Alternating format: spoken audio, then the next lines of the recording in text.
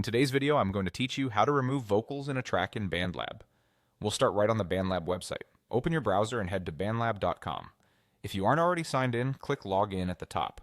On the Sign In page, choose the option to continue with Google. Select your Google account and then click Continue to authorize the connection. After a moment, you'll land back inside BandLab. From here, go to your library. This is where all your projects are stored. Find the project you want to work on and open it. When you're ready to edit, click Studio to launch the project in BandLab's editor.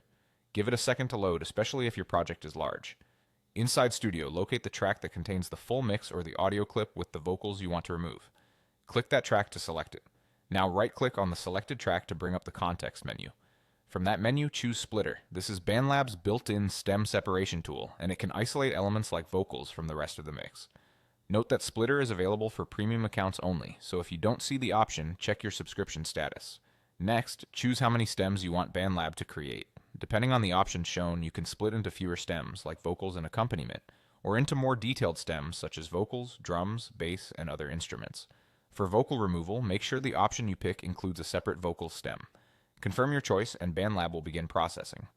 The separation can take a little while depending on the length and complexity of your audio, so let it finish before moving on.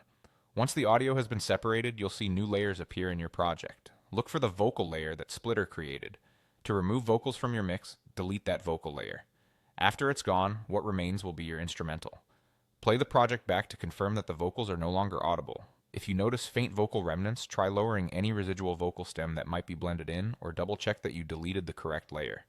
That's it, you've opened your project, used Splitter to separate the elements, and removed the vocal layer to create an instrumental. Keep an ear out for artifacts, as results can vary with heavily processed mixes.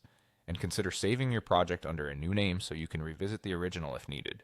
Thanks for watching and enjoy creating